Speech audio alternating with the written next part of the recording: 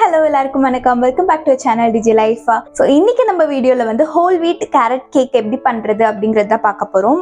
So நாளைக்கு எங்கள் அம்மா பர்த்டேங்கிறதுனால இன்னைக்கு இந்த கேக் பேக் பண்ணலாம் அப்படின்னு பிளான் பண்ணியிருந்தேன். நம்ம இந்த கேக்கை வந்து சென்னையில் பேக் பண்ணிட்டு சேலம் வரைக்கும் கொண்டு போக போகிறோம். ஸோ அங்கே போய் கட் பண்ணி டேஸ்ட் பண்ணுறப்ப தான் நமக்கு எப்படி வந்திருக்கு அப்படிங்கிறது தெரியும். Come let's start the cake. Carrot cake பண்ணுறதுக்கு ஃபர்ஸ்ட் வந்து 2 eggs எடுத்துக்கலாம்.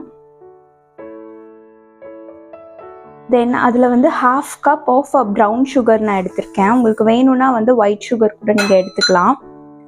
ஸோ இதை வந்து நல்லா பீட் பண்ணிப்போம்.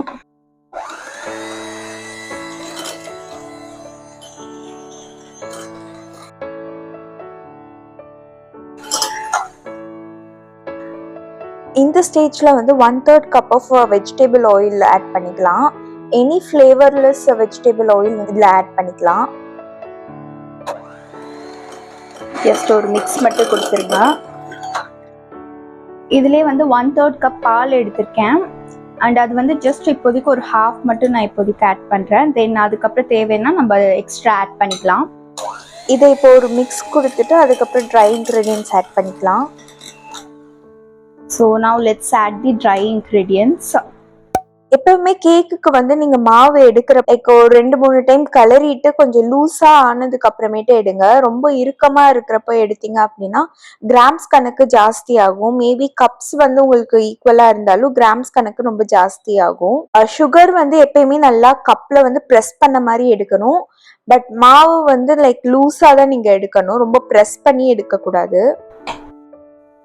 இது வந்து ஃப்ளார் சிஃப்டர். ட்ரை இன்க்ரீடியன்ஸ் எல்லாத்தையும் ஃபில்டர் பண்ணி தான் நம்ம பேட்டரில் ஆட் பண்ணணும். ஸோ அதுக்காக இதை யூஸ் பண்ணுறேன். நீங்கள் இதுக்கு பதிலாக நார்மல் ஸ்டீல் ஜல்லடை மாதிரி கூட யூஸ் பண்ணிக்கலாம். ஸோ இதில் வந்து 1 cup of whole wheat flour add பண்ணியிருக்கேன். அண்ட் அதுலேயே வந்து 1 teaspoon baking powder and 1/2 teaspoon baking soda add பண்ணிக்கிறேன். அண்ட் 1/2 teaspoon சினமன் பவுடரும் ஆட் பண்ணிக்கிறேன். And just a pinch of salt. இது எல்லாத்தையுமே வந்து நம்ம சிஃப்ட் பண்ண போகிறோம். லைக் ஏரியா ஃபில்டர் அவுட் பண்ணி நம்ம இதில் ஆட் பண்ண போகிறோம்.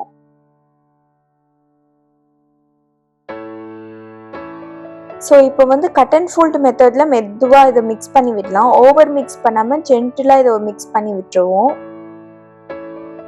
ஸோ இது நல்லா மிக்ஸ் பண்ணிட்டோம்.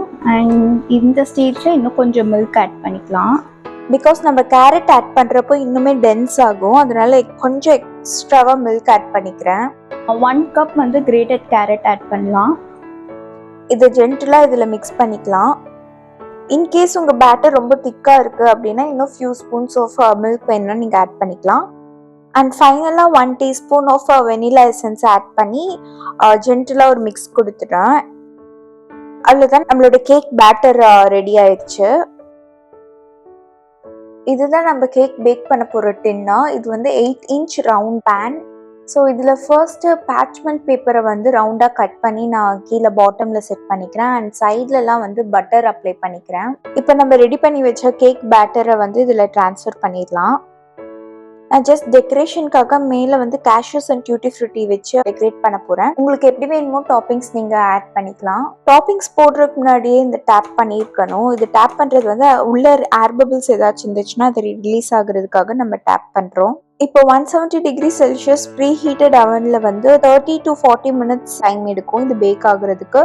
நான் ஃபர்ஸ்ட்டு 35 minutes மட்டும் டைம் செட் பண்ணி நான் செக் பண்ண போகிறேன். இந்த கேக் வந்து 35 minutesலேயே கரெக்டாக பேக் ஆயிடுச்சு. ஸோ பேக்கிங் டைம் வந்து பேஸ்ட் ஆன் தி அவன் டைப் அண்ட் பேட்டரோட குவான்டிட்டி டின்க்கு ஏற்ற மாதிரி டிஃபர் ஆகும். ஸோ இது செக் பண்ணுறதுக்கு வந்து டூத் பிக் எடுத்து சென்டரில் வந்து அதை பிக் பண்ணி பாருங்க. பேட்டர் எதுவும் ஒட்டாமல் வந்துச்சுன்னா அது ப்ராப்பராக பேக் ஆயிருக்கு அப்படின்ட்டு அர்த்தம்.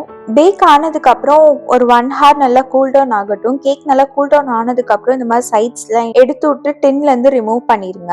அவ்வளோதான், நம்ம whole wheat carrot cake ready ஆயிடுச்சு. ஆல்ரெடி சொன்ன மாதிரி கேக்கை சென்னையிலேருந்து சேலம்க்கு கொண்டு போகிறதுனால நான் இது கூல் டவுன் ஆனதுக்கப்புறம் இந்த மாதிரி ரேப்பில் சுற்றி ஃப்ரிட்ஜில் வச்சுருவேன். அண்ட் கொண்டு போகிறப்போ இந்த மாதிரி பாக்ஸில் வச்சு கொண்டு போக போகிறேன். ஸோ சேலம் வரைக்கும் ரொம்ப ப்ராப்பராகவே கேக்கை கொண்டு வந்து சேர்த்தியாச்சு. அண்ட் கட் பண்ணி டேஸ்ட் பண்ண போகிறோம். கேக் நல்லா ஃப்ளஃபியாக அண்ட் செம்ம டேஸ்டியாக வந்துருந்துச்சு. எக்ஸ்பெக்ட் பண்ணதை விட சூப்பர்பாகவே வந்துருந்துச்சு. எல்லாருக்குமே எங்கள் ஃபேமிலியில் ரொம்ப பிடிச்சிருந்தது. ஸோ கேரட் கேக் ரெசிபி உங்களுக்கு பிடிச்சிருக்கும்னு நினைக்கிறேன். நீங்களும் வீட்டில் ட்ரை பண்ணிட்டு எப்படி வந்துச்சு அப்படிங்கறத கமெண்ட்ல சொல்லுங்க. அண்ட் இந்த வீடியோ உங்களுக்கு பிடிச்சிருந்துச்சுன்னா லைக் பண்ணிட்டு ஷேர் பண்ணுங்க. அண்ட் இன்னும் நம்ம சேனலுக்கு சப்ஸ்கிரைப் பண்ணலைன்னா please subscribe to our channel. Thank you. By.